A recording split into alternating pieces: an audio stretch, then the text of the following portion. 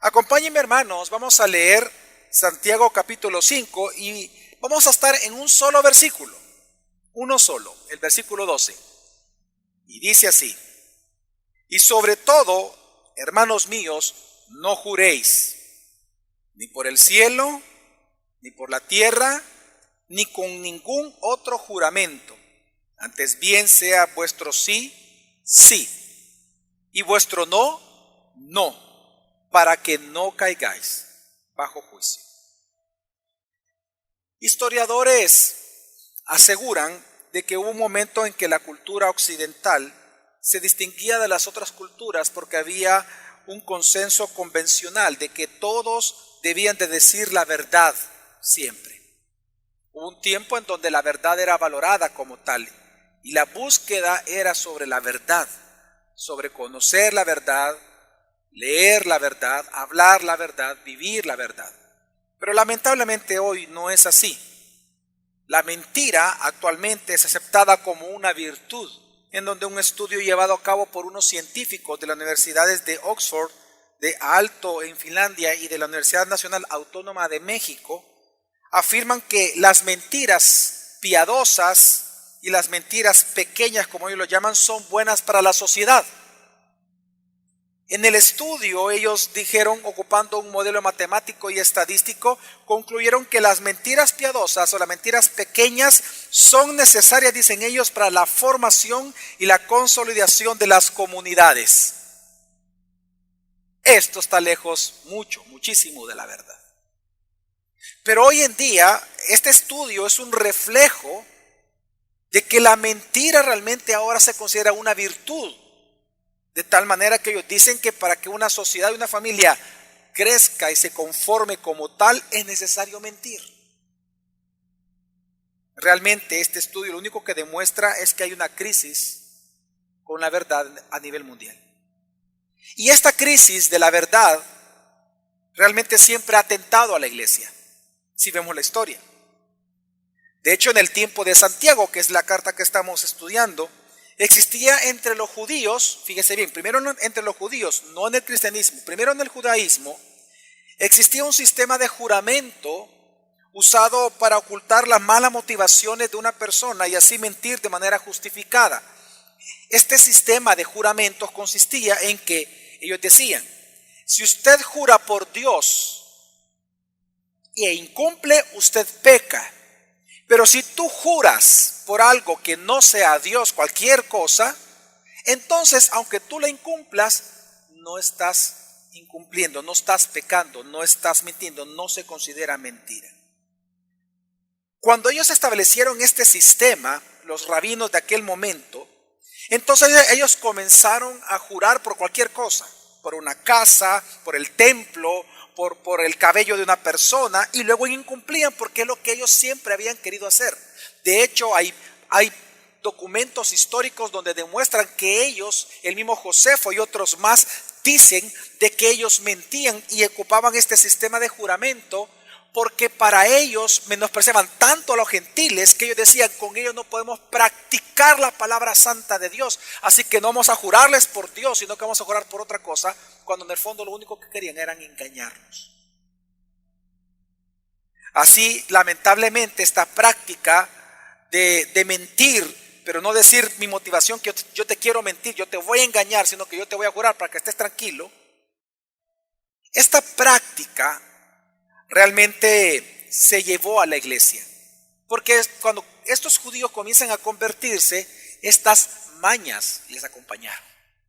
Y esto es normal, es obvio, es decir, cuando alguien se convierte al Señor, es normal que usted recuerde las cosas que usted hacía antes. Quiera regresar a lo que antes usted hacía.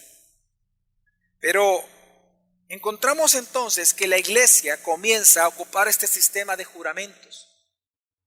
Por lo tanto, Santiago hoy, esta mañana, y en el texto que estamos estudiando, lo que él está haciendo es un llamado radical a la verdad. Y es que tiene sentido. Si la iglesia, hermanos nuestros, hermanos míos, si la iglesia nace por la verdad que nos hace libres, y nos edificamos por hablar la verdad en amor, como dice Pablo, entonces el auténtico cristiano no necesita jurar por nada, pues se supone que en nuestro hablar diario, nuestro sí siempre es sí y nuestro no siempre es no. Por eso es que Santiago pone este tema dentro de su carta, porque se convierte en una prueba de que en verdad si somos o no cristianos, si somos verdaderos o no creyentes.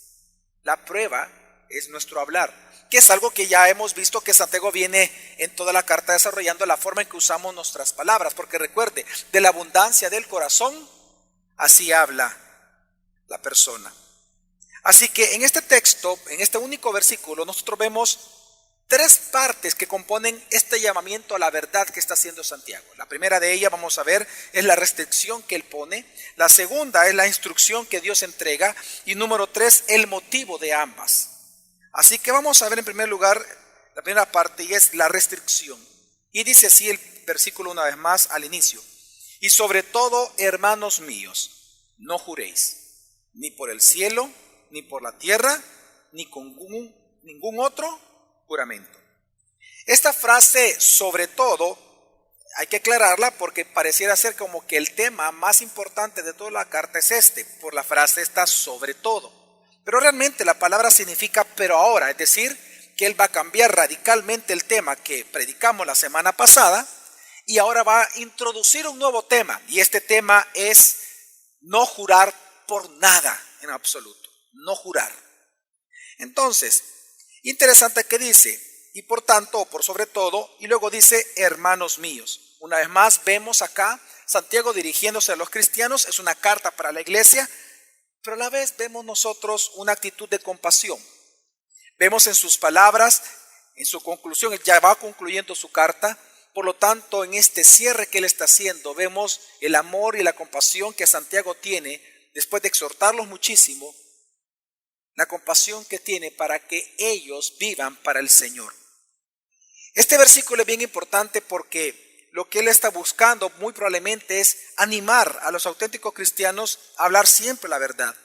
Recordemos que el uso de nuestra lengua va a sacar a la luz si en verdad somos hijos de Dios o no somos hijos de Dios. Una vez más, de la abundancia del corazón habla la boca.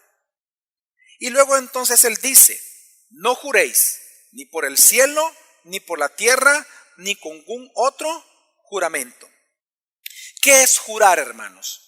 Jurar es una promesa solemne, es una promesa, pero es una promesa solemne que se hace invocando a un testigo que certifica la promesa o el cumplimiento futuro de la promesa. Normalmente el cumplimiento a un juramento conlleva castigo.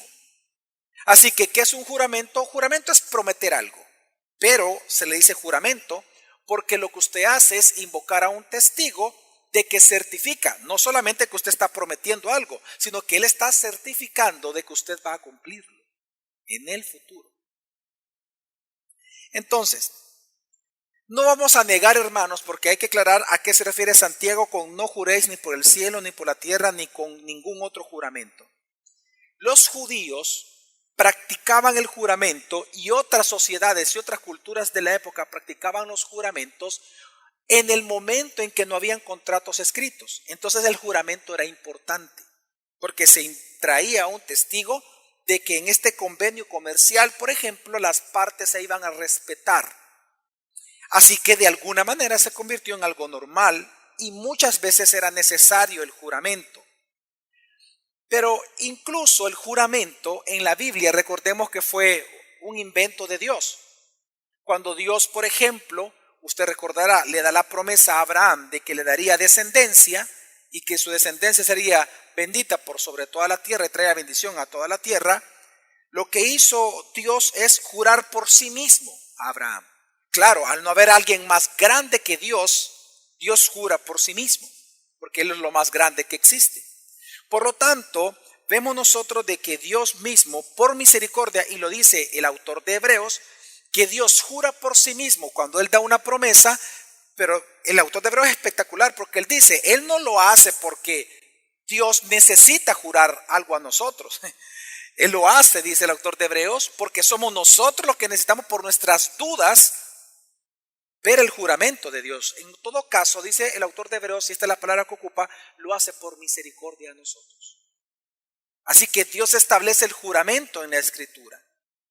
Ahora bien, luego vemos en el tiempo de Moisés, en la ley, de que Dios sí le ordenó jurar a los seres humanos, a su pueblo. Oiga, Dios en la ley les ordenó que si algún día ellos iban a jurar, solo podían jurar por el nombre de Dios. O sea que, y lo digo esto porque no siempre fue una prohibición jurar en el nombre de Dios. Y lo estamos estableciendo para entender qué está diciendo Santiago. En la ley, por ejemplo, leemos en Deuteronomio 10:20 que dice así: temerás al Señor tu Dios, le servirás, te allegarás a Él y solo en su nombre jurarás. Este mandamiento fue tan impactante que, por ejemplo, vemos después de la ley a personajes importantes en la Biblia hacer muchos juramentos. El juramento en el nombre de Dios es bien común en el Antiguo Testamento. Por ejemplo, vemos en Josué capítulo 2, vemos a los espías de Israel jurándole a Rahab que la iban a proteger cuando atacaran a Jericó. A Rahab la prostituta. Luego vemos, por ejemplo, a David. David juró varias veces. David juró en el nombre de Dios. A Jonatán le juró, ¿se acuerdan ustedes? A Jonatán, su amigo. A Saúl, a Simeí. Es más, le juró a Dios mismo, el rey David. En el Nuevo Testamento, para aquellos que dicen, no, pero eso fue en el Antiguo Pacto. En el Nuevo Testamento, en el Nuevo Pacto, encontramos a Pablo jurando a los corintios de que él no estaba mintiendo. Y vemos incluso en Apocalipsis a un ángel jurándole a Juan que el rollo que él iba a comer, todo lo que estaba escrito ahí, que le sabía miel, todo lo que ahí estaba escrito se iba a cumplir. Y pone el nombre de Dios como testigo de que todo se iba a cumplir. El ángel jura en nombre de Dios. Así que era algo relativamente común. Sin embargo, y ahí viene el punto por el cual Santiago toma este tema, a la par de que Dios les dijo que si iban a jurar alguna vez, debía de ser en el nombre de Dios, Él advirtió entonces, también en la ley, de que todo lo que una persona juraba también debía de cumplirse. De lo contrario, sufrirían el castigo de Dios por jurar falsamente en su nombre. Así que a la par de Deuteronomio 10:20, también dice Números 3, versículo 2. Si un hombre hace un voto al Señor o hace un juramento para imponerse una obligación, no faltará a su palabra. Hará conforme a todo lo que salga de su boca. Pero ¿qué pasa si no lo cumple? Levítico 19, versículo 12. Y no juraréis en falso por mi nombre, profanando así el nombre de tu Dios, yo el Señor. El problema surgió, hermanos, es que con estos textos que estamos leyendo y otro más que vamos a ver más adelante de Éxodo, el judaísmo, los rabinos astutos, ellos al ver que ellos no podían dejar de mentir, y según los historiadores, una cultura que le encantaba mentir a la hora de hacer negocios comerciales con otras culturas, ellos comenzaron a torcer estos versículos y ellos establecieron de que todo juramento que no se hiciera en nombre de Dios, si tú lo incumplías, no era incumplir la ley. Porque ellos decían, porque la ley solo dice que es incumplimiento y mentira si jurando en el nombre de Dios no cumples. Así que de esta nos zafamos bien fácil. ¿Cómo nos zafamos de la ley de Dios? Pensaron ellos. Bueno, jura por cualquier otra cosa que no sea Dios. Así que si tú mientes, no es pecado. Ante la ley, no es pecado, según ellos. Así que ellos, para evitar, según en su mente pecaminosa, ofender a Dios y ocupar el nombre de Dios en falso, comenzaron a establecer un sistema de juramento ridículo. Ridículo. Porque ellos comenzaron a jurar, por ejemplo, te juro por tu vida que te mueras mañana si yo te estoy mintiendo o no te voy a pagar. O de repente decían que está escrito, hay documentos históricos en donde ellos juraban por la barba, te juro por tu barba que se te caiga, ¿verdad? Y comenzaron a jurar por cosas tontas. Y comenzaban a jurar por el cielo. Y comenzaban a jurar por el templo, por el tesoro del templo, etcétera, etcétera. Se llegó a trivializar tanto la integridad, el hablar la verdad, que incluso ya de manera general la cultura miraba al judaísmo como un pueblo mentiroso. Entonces eso llevó a algunos judíos astutos a que para poderte convencer de que de verdad te estaba diciendo la verdad, ellos comenzaron entonces a jurar por cosas menos triviales a cosas más importantes o más eminentes en la sociedad. Y ahí comenzaron entonces a jurar por la ciudad de Jerusalén. Y de repente comenzaron a jurar por el templo de Dios. Por eso es que cuando Jesús vino, Él dijo de manera similar que Santiago. De hecho, Santiago toma de Jesús para este versículo 12. Porque cuando vino Jesús, ¿qué fue lo que dijo Jesús? Dos textos importantes quiero leer, que es lo que Santiago está mencionando en su carta. Mateo 5, 33 al 37, Jesús dijo: también habéis oído que se dijo a los antepasados: no jurarás falsamente, sino que cumplirás tus juramentos al Señor. Voy a hacer una pausa. Cuando Jesús dice aquí, también habéis oído que se dijo a los antepasados, no estén pensando en el antiguo pacto. Los antepasados en este texto son los rabinos. Jesús está refiriendo específicamente al sistema de juramento falso que estaban teniendo en el judaísmo. Así que, vuelvo a leer, dice: también habéis oído que se dijo a los antepasados, no jurarás falsamente, sino que cumplirás tus juramentos al Señor. Pero yo os digo, no juréis de ninguna manera, ni por el cielo, porque es el trono de Dios, ni por la tierra, porque es el estrado de sus pies, ni por Jerusalén, porque es la ciudad del gran rey. Ni jurarás por tu cabeza, porque no puedes hacer blanco o negro ni un solo cabello. Antes bien, sea vuestro hablar sí, sí, o no, no. Y lo que es más de esto, procede ¿de dónde? Del mal. Santiago está citando a Jesús, lo que lo hace más breve, ¿no? Pero no solamente Jesús dijo esto, sino que Jesús en Mateo 23, versículos 16 al 22, dice, ya viene con un ay, ya viene a anunciar un juicio, al igual que hace Santiago. Dice: ay de vosotros, guías ciegos, que decís, no es nada el que alguno jure por el templo, pero el que jura oro del templo contrae obligación. Es que esta era una costumbre. Ellos decían, no, es que por el templo no hay problema, es que donde no puede jurar es por el oro. Eso no puede, así que por el templo se puede jurar. Entonces Jesús responde: insensatos y ciegos. ¿Por qué? ¿Qué es más importante? ¿El oro o el templo que santificó el oro? También decís, no es nada el que alguno jure por el altar, pero el que jura por la ofrenda que está sobre él contrae obligación. Ciegos. ¿Por qué? ¿Qué es más importante? ¿La ofrenda o el altar que santifica la ofrenda? Por eso el que jura por el altar, jura por él y por todo lo que está sobre él. Y el que jura por el templo, jura por él y por el que en él habita. Y el que jura por el cielo, jura por el trono de Dios y por el que está sentado en él. En otras palabras, hermanos, lo que Jesús está diciendo y que Santiago está concluyendo su carta, la enseñanza es esta: todo juramento, toda promesa, todo juramento y toda promesa siempre lo harás por Dios, aunque tú no menciones el nombre de Dios. Por dos razones. Por cualquier cosa que tú jures o prometas en esta tierra, todo es de Dios. Entonces estás invocando al dueño de todo. Y por eso Jesús lo lleva al punto en que se debe de interpretar la ley.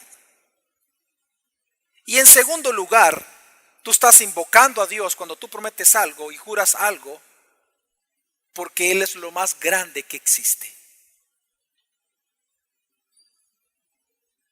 Por esa razón es que Jesús dijo esto y por lo tanto Santiago entonces dice, no juréis ni por el cielo, ni por la tierra, ni con ningún otro juramento.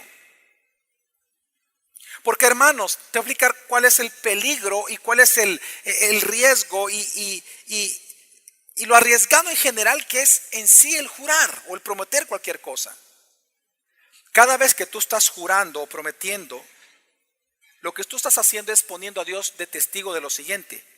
Tú estás poniendo a Dios de que Él está atestiguando en ese momento, número uno, de que en tu corazón tú tienes una correcta motivación para prometer lo que estás prometiendo. Número dos, Él está siendo tu testigo de que tú realmente vas a cumplir eso. Y número tres, que es lo más peligroso, tú estás poniendo a Dios por testigo de que lo que tú has dicho, eso va a suceder como que si tú supieras lo que va a pasar mañana. Y eso es arrogancia. Ya lo vimos hace 2 fines de semana atrás. El problema cuando uno jura y cuando uno promete algo es que Dios está de testigo. Tú estás ocupando a Dios. Estás llamando, invocando a Dios como testigo. Eso es lo arriesgado de jurar. Y eso es lo arriesgado de prometer. Miren, hermanos, un caso clave para entender todo esto es el matrimonio. Cuando tú te casaste, tú hiciste un pacto. Es un juramento solemne. Trajiste testigos. Por eso es que el divorcio se considera, fuera de los 2 casos que lo permite la Escritura, se considera pecado. Porque realmente es un juramento solemne. Pusiste a Dios por testigo que ibas a respetar a tu esposa y a tu esposo. Pusiste a Dios por testigo de que los dos se iban a amar hasta la muerte. Entonces, hermanos, jurar es arriesgado. En el capítulo 4 de Santiago, Santiago dice que tú y yo no sabemos cómo será nuestra vida mañana, porque solo somos un vapor que aparece por un poco de tiempo y luego ¿qué? Se desvanece, dice Santiago.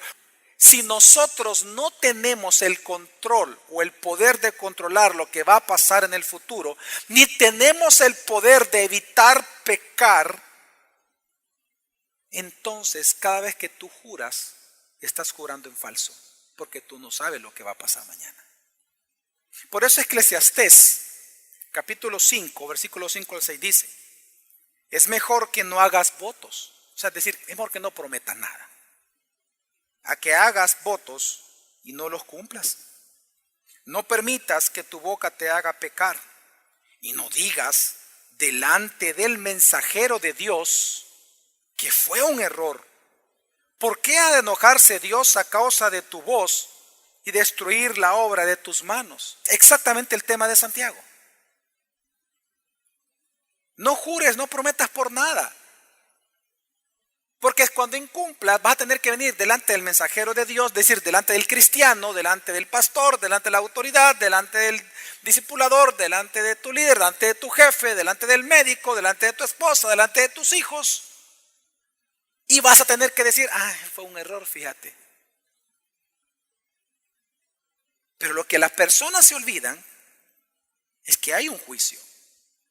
¿Por qué ha de enojarse Dios a causa de tu voz y destruir la obra de tus manos?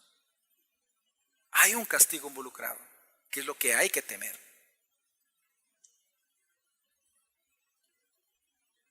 Así que, esta es la advertencia.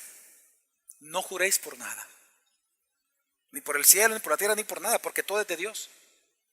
Al jurar por algo, prometer por algo, lo haces por Dios. Así que, una vez Él da la advertencia, ahora viene a dar la instrucción. ¿Cuál es la instrucción? Versículo 12, parte B. La instrucción es, antes bien, sea vuestro sí, sí, y vuestro no, no. Obviamente usted puede reconocer que son las mismas palabras de Jesús que leímos en el Sermón del Monte de Mateo capítulo 5. Entonces, Santiago ahora va al punto de toda la carta, hermanos, que los auténticos cristianos no necesitamos jurar porque nuestro sí siempre es sí y nuestro no es no. Y la razón de eso es porque nosotros no solamente sabemos de que la verdad nos hizo libres, sino que también sabemos, por lo que dice la Escritura, que cuando nosotros hablamos la verdad todo el tiempo, nos edificamos en esa verdad dicha en amor. El cristiano vive por la verdad, vivimos en la verdad, nos edificamos en la verdad. Por tanto, ¿qué es lo que hablamos los cristianos? La verdad. En eso nos deleitamos, en la verdad. Aunque eso nos costara la vida, aunque eso represente un costo para nosotros, hablamos la verdad. En la historia de la iglesia podemos ver nosotros que solo los auténticos cristianos han sostenido la verdad y han hablado la verdad, aunque eso les haya representado sufrimiento para ellos. ¿Por qué? Porque ese es el camino del evangelio. Hablar la verdad, aunque represente un costo alto a nuestra vida. Porque el que enmarcó nuestro camino de cómo caminar en el evangelio, el que caminó por la verdad y hablando la verdad, sufrió las peores consecuencias sobre su vida, fue Jesucristo. En la pasión de Jesús, nosotros vemos, ¿se acuerdan usted que cuando Él es capturado por los soldados y luego primero es llevado a la casa de Caifás, el sumo sacerdote de aquel momento? Dice la palabra de Dios que sucedió lo siguiente dentro de la casa de Caifás. Mateo capítulo 26, versículos 63 al 64. Dice así la palabra de Dios. Dice, mas Jesús callaba. Cuando dice que Jesús callaba es porque lo estaban acusando. Le están diciendo que era un loco. Lo estaban acusando de que Él se estaba haciendo Dios y Él no se estaba defendiendo. Ese mas Jesús callaba es, Jesús no se estaba defendiendo. Él no dijo absolutamente nada de los vituperios que estaba recibiendo. Pero pasó algo. Dice, y el sumo sacerdote le dijo, te conjuro, bajo juramento, va a obligar ahora a Jesús a hablar. Y era el sumo sacerdote. Y Jesús vino a cumplir la ley. Vea lo que pasa. Te conjuro por el Dios viviente que nos digas si tú eres el Cristo, el Hijo de Dios. Y ahí Jesús habló. Claro, porque lo conjuraron en el nombre de Dios, como decía la ley. Jesús le dijo, tú mismo lo has dicho. Y no mintió. Porque estaba bajo juramento de Jesús. Él no podía mentir. Y habló. Y lo que habló, ¿qué fue? La verdad. Sí, soy el Cristo. Dice, sin embargo os digo que desde ahora veréis al Hijo del Hombre sentado a la diestra del poder, citándolo al profeta, y viniendo sobre las nubes del cielo. Hermanos, Jesús cayó solo cuando habló bajo juramento que se le ordenó que hablara, es que Él lo hizo y habló con la verdad, que Él era el Cristo. Pero la pregunta es, ¿acaso Él tuvo temor de las consecuencias de hablar la verdad? ¿Qué sucedió después? Porque leímos el 64. ¿Qué pasó con Jesús en ese instante que Él dijo la verdad bajo juramento? Versículo 65. Entonces el sumo sacerdote rasgó sus vestiduras diciendo, ¡ah, blasfemado! ¿Qué necesidad tenemos de más testigos? He aquí, ahora mismo habéis oído la blasfemia. ¿Qué os parece? Ellos respondieron y dijeron, es reo de muerte. Entonces le escupieron en el rostro, le dieron puñetazos y otros lo bofeteaban diciendo, adivina, Cristo, ¿quién es el que te ha golpeado? Adivina. A mi Señor Jesús, a tu Salvador, por decir la verdad. Hermanos, de manera similar, aunque nosotros no estamos bajo juramento cada día, cada instante, ni cada segundo. Y aunque nadie nos obliga cada segundo bajo juramento a decir la verdad, los cristianos auténticos decimos la verdad y hablamos la verdad porque sabemos que todo lo que hablamos y todo el día estamos coram Deo, ante la faz de Dios. Él es nuestro juez. Y nosotros sabemos eso cada día que caminamos, cada mañana que nos levantamos.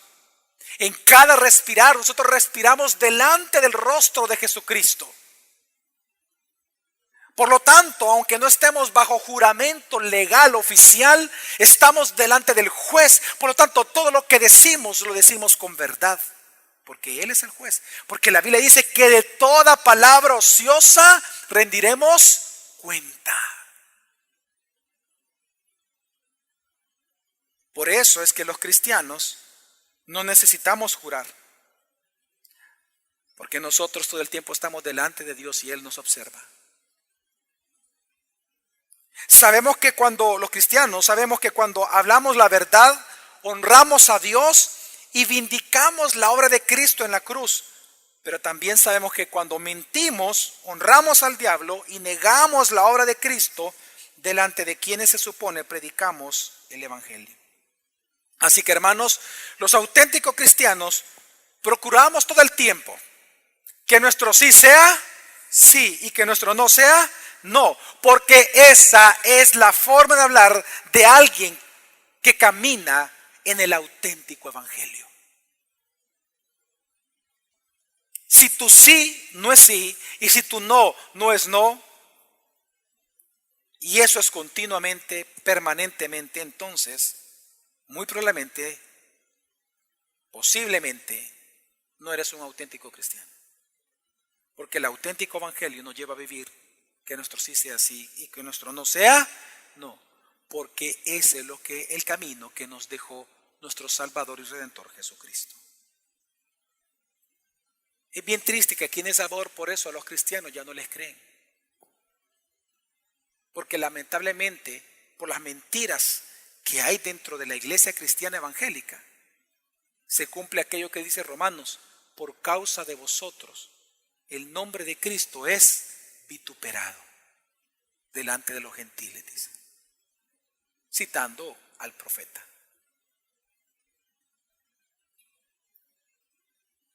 Pero el auténtico cristiano no. El auténtico cristiano habla la verdad. Su sí es sí, su no es no, simplemente, y cumple. Dijo sí, así va a ser. Dijo no, así va a ser. No. Ese es el motivo con el cual termina Santiago. Que observes el motivo por el cual nuestro sí debe ser sí y nuestro no debe ser no. ¿Por qué? Santiago 5:12, última parte, dice: para que no caigáis bajo juicio. Y te voy a explicar esto porque requiere explicación. La palabra juicio que está ocupando aquí Santiago es la palabra condenación, cuyo uso exclusivo de esta palabra en el Nuevo Testamento es para inconversos. Está hablando del juicio eterno. Está hablando de la condenación eterna en el lago de fuego.